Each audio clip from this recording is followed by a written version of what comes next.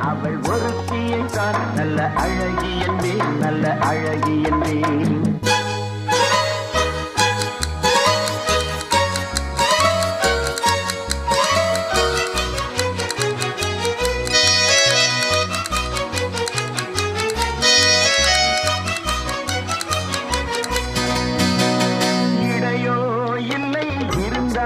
முல்லை கொடி போல் மெல்ல மழையும் சின்ன குடை போல் விரியும் இமையும் விழியும் பார்த்த